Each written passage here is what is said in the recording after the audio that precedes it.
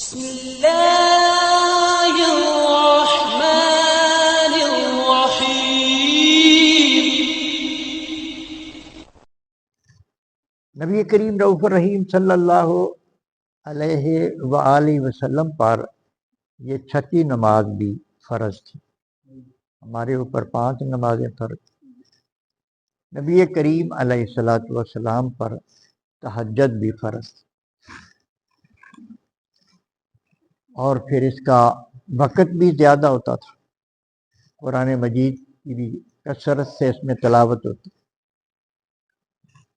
نبی کریم رؤوف الرحیم صلی اللہ علیہ وآلہ وسلم کے ساتھ صحابہ کی بڑی محبت ہوتی تھی، اور ان کا ذوق یہ ہوتا تھا کہ ہم بھی جیسے نبی کریم علیہ الصلوۃ والسلام کرتے ہیں اسی طرح ہم بھی کریں۔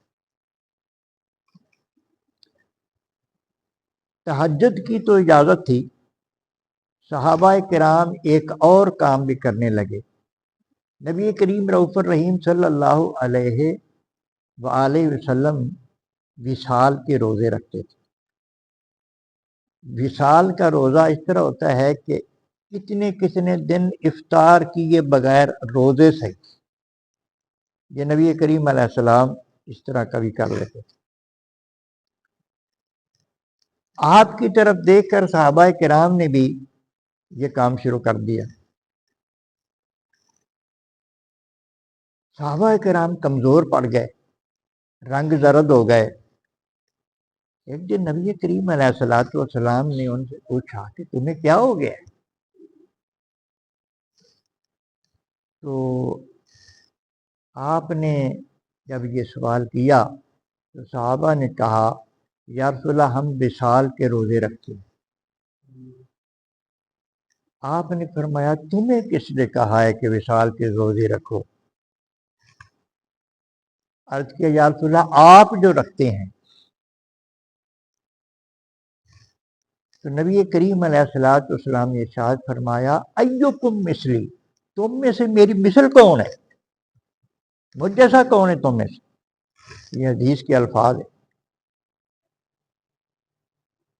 تو آپ نے ارشاد فرمایا کہ میں جو تمہارے سامنے کھاتا پیتا نہیں ہوں نا، میں اپنے رب کے ساتھ اس طرح رات گزارتا ہوں کہ وہ مجھے کھلاتا بھی ہے، وہ پلاتا بھی۔ اعوذ باللہ من الشیطان الرجیم، بسم اللہ الرحمن الرحیم، ان ربک یعلم انک تقوم ادنی من ثلثی اللیل، بے شک آپ کا رب جانتا ہے کہ آپ نماز میں قیام کرتے ہیں کبھی 2/3 رات کے قریب، کبھی نصف رات، بثلثہ اور کبھی 1/2 رات، وطائفۃ من الذین معک، اور ایک جماعت ان میں سے جو آپ کے ساتھ، وہ بھی اسی طرح قیام فرماتے۔ نبی کریم رؤوف الرحیم صلی اللہ علیہ وآلہ وسلم کی رات کی عبادت کے وقت کا یہاں ذکر ہو رہا ہے۔ سورہ مزمل کے شروع میں اللہ تبارک و تعالیٰ نے یہ حکم دیا تھا کہ قم اللیل، کہ رات کو آپ اٹھا کریں۔ تو نبی کریم علیہ الصلوۃ والسلام آدھی رات تک نماز تہجد میں مصروف رہتے، یعنی پچھلا حصہ جو آدھا۔ پھر آپ پر یہ بڑی مشقت ہوتی تو اللہ تبارک و تعالیٰ نے ارشاد فرمایا کہ کچھ کم ہو جائے۔ نبی کریم رؤوف الرحیم صلی اللہ علیہ وآلہ وسلم پر یہ چھٹی نماز بھی فرض تھی۔ ہمارے اوپر 5 نمازیں فرض، نبی کریم علیہ الصلوۃ والسلام پر تہجد بھی فرض تھی، اور پھر اس کا وقت بھی زیادہ ہوتا تھا، قرآن مجید کی بھی کثرت سے اس میں تلاوت ہوتی۔ نبی کریم رؤوف الرحیم صلی اللہ علیہ وآلہ وسلم کے ساتھ صحابہ کی بڑی محبت ہوتی تھی، اور ان کا ذوق یہ ہوتا تھا کہ ہم بھی جیسے نبی کریم علیہ الصلوۃ والسلام کرتے ہیں اسی طرح ہم بھی کریں۔ تہجد کی تو اجازت تھی، صحابہ کرام ایک اور کام بھی کرنے لگے۔ نبی کریم رؤوف الرحیم صلی اللہ علیہ وآلہ وسلم وصال کے روزے رکھتے تھے۔ وصال کا روزہ اس طرح ہوتا ہے کہ کتنے دن افطار کیے بغیر روزے سے، یہ نبی کریم علیہ السلام اس طرح کبھی کر لیتے تھے۔ آپ کی طرف دیکھ کر صحابہ کرام نے بھی یہ کام شروع کر دیا۔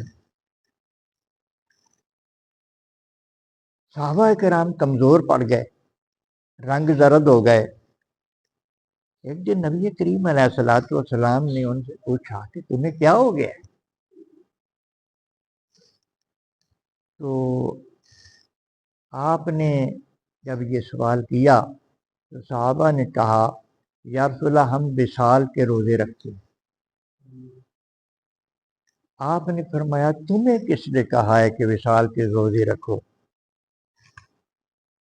عرض کیا یا رسول اللہ آپ جو رکھتے ہیں۔ تو نبی کریم علیہ الصلوۃ والسلام نے ارشاد فرمایا ایکم مثلی، تم میں سے میری مثل کون ہے، مجھ جیسا کون ہے تم میں سے؟ یہ حدیث کے الفاظ ہیں۔ تو آپ نے ارشاد فرمایا کہ میں جو تمہارے سامنے کھاتا پیتا نہیں ہوں نا، میں اپنے رب کے ساتھ اس طرح رات گزارتا ہوں کہ وہ مجھے کھلاتا بھی ہے، وہ پلاتا بھی۔ یہ معاملہ کسی اور دنیا کا ہے، ظاہر میں دیکھنے میں ایسا کچھ نہیں آ سکتا، یہ اللہ تبارک و تعالیٰ اور اللہ کے حبیب کا معاملہ تھا۔ اور یہاں بھی اسی طرح ہوا، اللہ تبارک و تعالیٰ ارشاد فرما رہے ہیں کہ آپ تہجد کی نماز پڑھتے ہیں، اتنا وقت گزارتے ہیں، اور کچھ صحابہ میں سے بھی جو آپ کے ساتھ ہوتے ہیں۔ واللہ یقدر اللیل والنہار، اور اللہ تبارک و تعالی رات کو بڑھاتا بھی رہتا ہے اور کام بھی کرتا رہتا ہے۔ کبھی رات چھوٹی ہوتی ہے، کبھی رات بڑی ہوتی ہے۔ ابھی بڑی راتیں ہم گزار رہے ہیں، اب چھوٹی چھوٹی آ رہی ہیں آج۔ علم ان تحصوہ فتاب علیکم، اللہ یہ بھی جانتا ہے کہ تم میں اس کی طاقت نہیں ہے، تم میں اتنا جاگنے کی طاقت نہیں ہے، اللہ تبارک و تعالیٰ یہ بھی جانتا ہے، اور تم آدھی رات، تہائی رات، چوتھائی رات کا اندازہ بھی نہیں کر سکتے۔ اب تو گھڑیاں نکل آئی ہیں نا جی، بڑی ریسرچ کے بعد اب ٹائم ٹیبل بن گئے ہیں، اب تو پتہ چل جاتا ہے اتنی گزر گئی ہے، اتنی باقی ہے۔ تو اس وقت تو یہ سارے نہیں تھے معاملات۔ اللہ تبارک و تعالیٰ نے ارشاد فرمایا فتاب علیکم، تو اللہ تبارک و تعالیٰ نے تم پر مہربانی فرمائی ہے۔ فقرؤ ما تیسر من القرآن، قرآن مجید اتنا ہی پڑھا کرو جتنا آسانی سے پڑھ سکو۔ قرآن مجید اتنا ہی پڑھا کرو تہجد میں جتنا آسانی سے پڑھ سکو۔ یہ صحابہ کرام کے لیے نبی کریم علیہ السلام اللہ پاک نے یہ آیات نازل فرما دی کہ ہر کوئی اس کام کی طاقت نہیں رکھتا۔ اللہ پاک نے ارشاد فرمایا عالمہ ان سیکون منکم مرضی، اللہ جانتا ہے کہ تم میں سے کچھ بیمار بھی ہوتے ہیں۔ جب ہم جماعت کراتے ہیں نا جی، تو یہ جماعت میں صورتوں کے بارے میں سنت بھی موجود ہے کہ صبح کی نماز میں یہ صورتیں ذرا لمبی یہ پڑھی جائیں، سنت کو بیان کیا گیا ہے، اور ظہر کی نماز میں یہ صورتیں پڑھی جائیں، حدیث پاک میں موجود ہے۔ اس کے باوجود جماعت میں یہ فرمایا گیا ہے کہ فقرؤ ما تیسر من القرآن، جتنا میسر ہو، جتنا پڑھ سکتے ہو جماعت میں اتنا پڑھ۔ اور پھر فقہا نے، ائمہ کرام نے ان حدیث کا نچوڑ یہ نکالا ہے کہ جب کوئی بندہ ہمت والا ہو، قرآن مجید کا زیادہ حصہ یاد ہو، نوافل پڑھ رہا ہے یا اپنی اکیلا نماز پڑھ رہا ہے، تو جتنا چاہے قرآن مجید کو پڑھ لے، کوئی پابندی نہیں۔ لیکن جب جماعت کرائے گا تو پھر اس کو یہ دھیان رکھنا ہے کہ پیچھے بڑی عمر کے لوگ بھی ہیں، پیچھے بچے بھی ہیں، اور پیچھے کچھ تھکاوٹ والے، تھک جانے والے لوگ بھی ہیں۔ تو یہ فرمایا گیا ہے کہ جب جماعت بندہ کراتا ہے تو پھر درمیانہ درجہ رکھے گا، زیادہ مشقت میں لوگوں کو نہیں ڈالے گا۔ یہ اللہ تبارک و تعالی مہربان ہے نا انسانوں پر۔ تو ارشاد فرمایا یہاں بھی اللہ پاک نے کہ تم میں سے کچھ بیمار بھی ہوتے ہیں، وآخرون یضربون فی الارض یبتغون من فضل اللہ، اور تم میں سے کچھ لوگوں نے سفر بھی کرنا ہوتا ہے اور وہ رزق کی تلاش میں نکلتے، اللہ کا فضل تلاش کرتے ہیں۔ مطلب یہ ہے کہ انہوں نے رزق کے حلال تلاش کرتے، اور جو بندہ رزق کے حلال کے لیے نکلتا ہے، نیت حلال کمانے کی ہوتی ہے، صبح کی نماز ادا کر کے چلتا ہے، یہ رزق کے حلال کمانا بھی عبادت ہے۔ تو یہ اللہ کا فضل تلاش کرتا ہے بندہ۔ وآخرون یقاتلون فی سبیل اللہ، اور تم میں سے کئی مجاہد بھی ہیں، انہوں نے اللہ کی راہ میں لڑنا ہوتا ہے۔ فقرؤ ما تیسر منہ، تو قرآن مجید اتنا ہی پڑھ لیا کرو جتنا تمہیں میسر ہو، جتنا تم پڑھ سکتے ہو، جتنا تمہاری طبیعت برداشت کر سکتی ہے، آسانی کے ساتھ اتنا ہی پڑھا کرو۔ تو اللہ تبارک و تعالی آسانیاں پیدا فرماتا ہے، انسان کے لیے آسانیاں پیدا فرماتا ہے، انسان پر بوجھ نہیں اللہ پاک پسند فرماتا۔ اللہ تبارک و تعالی دین آسان ہے۔ یہ جو عام طور پہ بعض سادہ لوگوں سے سننے آتا شریعت پر عمل کرنا بڑا مشکل ہے جی، نہیں، شریعت پر عمل کرنا مشکل نہیں ہے، مشکلات بندے نے خود اپنے اوپر ڈالی ہوئی ہیں۔ شریعت پر عمل کرنا مشکل نہیں ہے، یہ شریعت پر عمل نہ کرنا یہ حد حرامی ہے، یہ بدنیتی ہے۔ شریعت آسان ہے، اللہ پاک نے یہ راستہ بڑا آسان رکھا۔ تو اللہ تبارک و تعالیٰ سمجھنے کی توفیق عطا فرمائے۔